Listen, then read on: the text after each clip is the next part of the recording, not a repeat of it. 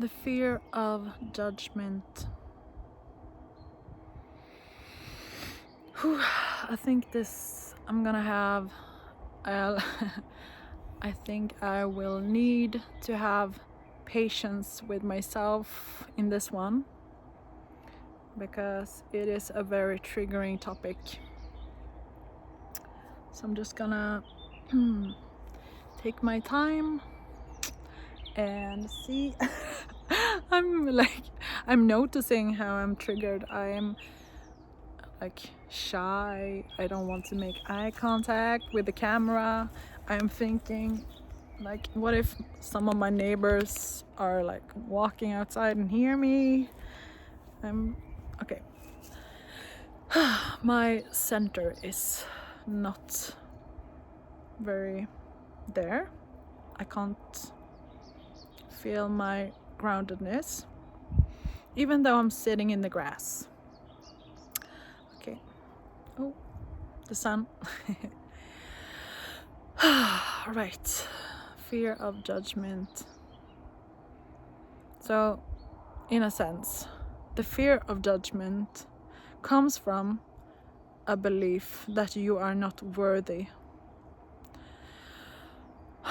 And I think this is like an inherent. I think this is something that is very universal for almost anyone. I think most of us have this fear because of what I've talked a bit about in a lot of videos now, about the conditioning of the ego, like the formation of the ego, and that we are taught with praise or shamed for what we are doing wrong. I think this forms a hole in us that is seeking for external validation, because we're not taught the distinction between what you're doing is not beneficial for you. We're not learned with that language. We're just taught that no, you should not do that. And with that scolding, there can be a belief that there's something wrong with me.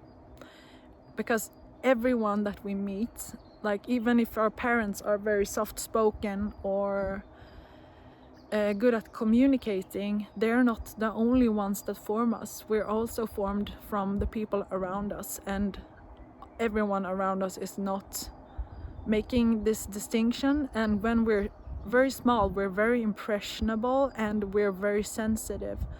So this idea that what you're doing is wrong, not you, can not be emphasized enough when we grow up, when we're molded. And this really creates this fear that if I am not doing what they are saying is good, I will be isolated. So this is like the core wounding from us being conditioned. And this also creates and installs a fear in us from doing what is seen as wrong, because we dread that this will evoke shame, because that is how we have been disciplined.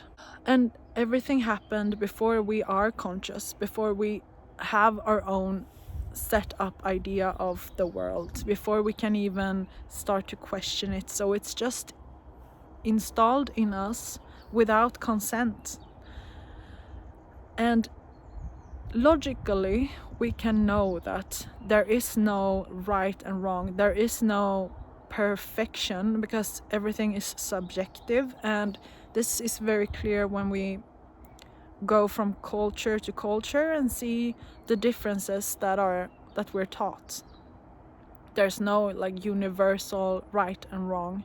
But even though we have this idea that I don't want to embarrass myself, I don't want to do something wrong, and I think for most people, since we've done this our entire lives, like we've been taught this when we were like a toddler, a newborn, a toddler, and then in school, and then in high school, and that's the period where we really start to rebel because we don't understand this. We don't understand the civilization of the beast, like the instincts. We don't understand it and we don't like it, but we're still constrained.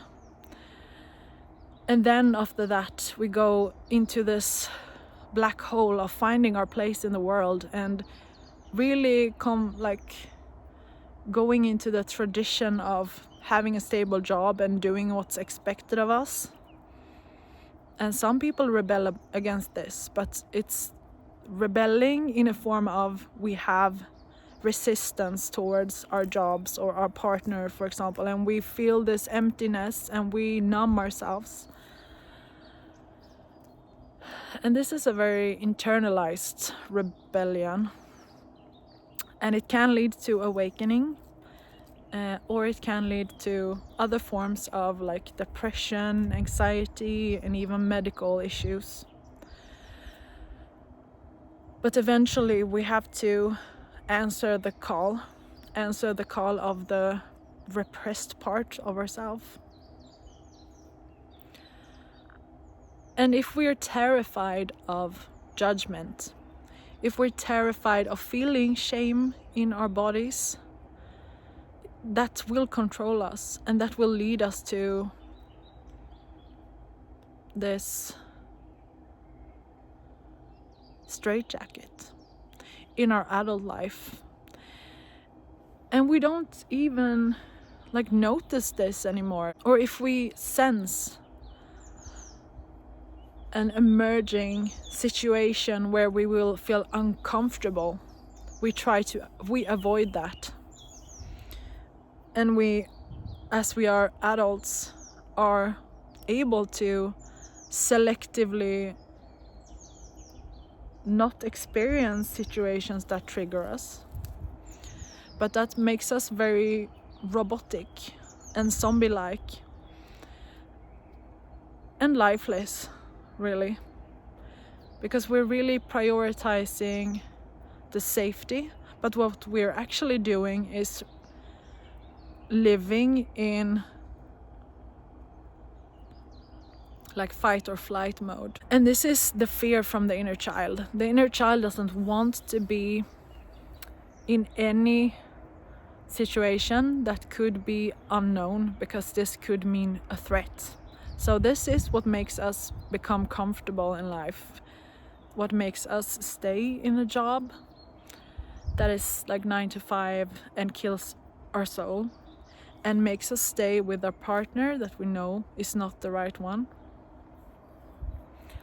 because we're not able to meet that part of ourselves that is fragile and scared to death of feeling embarrassment, because embarrassment equals death to that unevolved part of our psyche. We can understand this logically and say to ourselves and try to reason, it doesn't mean if I feel embarrassed that I'm dead. It doesn't mean, it's not possible to talk to your stagnant emotions from the past memories. You can't rationalize it away. That's why it can lay dormant in you for so many years until you get a release of energy. And that is what you have to do. There is no way your ego can rationalize this behavior away. It's impossible. It is really impossible, because the ego is born out of out of this fear. It is born out of it. There is no way your ego is going to de-armor itself enough for you to be in the unknown, because the ego is formed from you being conditioned. Is there for you to be able to fit into society.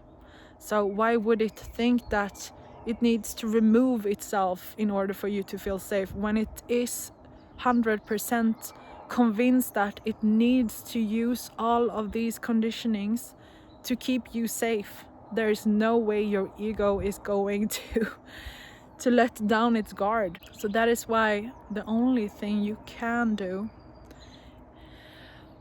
is use the power of the unconscious. And how you do this, because the unconscious is not something you can rationalize into existence. So what you could do then is using reprogramming of your unconscious to initiate this change. You cannot rationalize the change, you need to initiate it, and there's modalities, there's different ways for you to do this, and that is by having Reiki healing, for example. You can listen to healing frequencies, you can be in nature, you can get a coach, you can do yoga, you can meditate, you can do chakra work, you can listen to hypnosis, but you need to do them religiously. You need to do them religiously, because otherwise you will slip back to your old patterns, because you have done the old patterns for your entirety of your life. So why would an intention that is happening once change anything for you? You have to outsmart your ego in a sense, and that you can do by trying to pinpoint, because the ego, what it wants, because it's a state of lacking, it's lacking safety, it believes, it's convinced that it's under threat. So how you could trick this part of yourself, this huge defense mechanism that is installed in you during formation of your identity or during your conditioning, what you can do is, because what the ego wants is power, because it believes that it's lacking, so it needs other things to control the surrounding in order to keep you safe, because what it's biologically wanting is to be able to survive. The striving for power is how you find your own motivation regarding and depending on your history. That is, you need to find your own motivational goal that appeals to you and your ego. And for example, it can be partnership, it can be adoration, it can be money, it can be things, it can be anything you desire, but just get it on the same page. And don't judge yourself for this more superficial part, because we all have it. We all have it. And I know when we're into spirituality, in the beginning we judge ourselves, we develop a spiritual ego that looks down upon this part of ourselves, because we believe that we should only be bliss and love and we should not want material things. But really be honest with yourself. You have to work with what you have at the moment, and things would follow along. But if you only are identify with the spiritual ego, you will it will take a long time for you to really reach fulfillment. Because this is another thing that the ego can hold on to. Spiritual supremacy or spiritual superiority is a very big trap, so be careful. So just accept this part of yourself and see it as it's natural. It's a natural part of our evolution, and try to work with it. And when you align your ego eventually with your soul's intent, then there's no harm. So don't be in denial.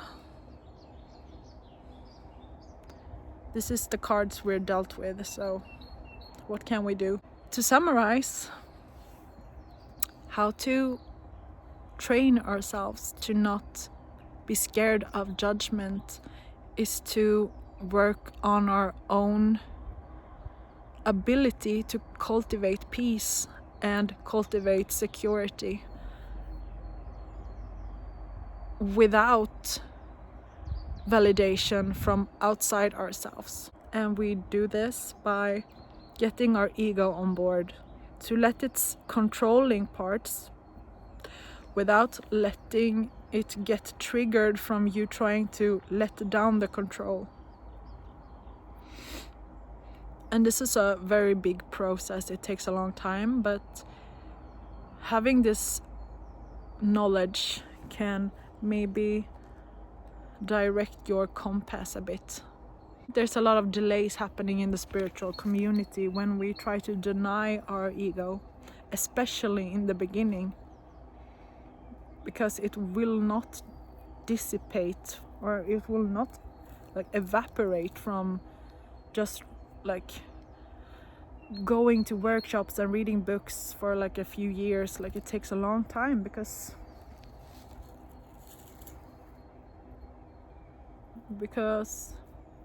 it's very deep rooted in us, and that's why we need that root chakra healing. Yeah, I think that's it. Thank you for watching this video. I hope you enjoyed, and comment if this awoke anything in you. So thank you for watching.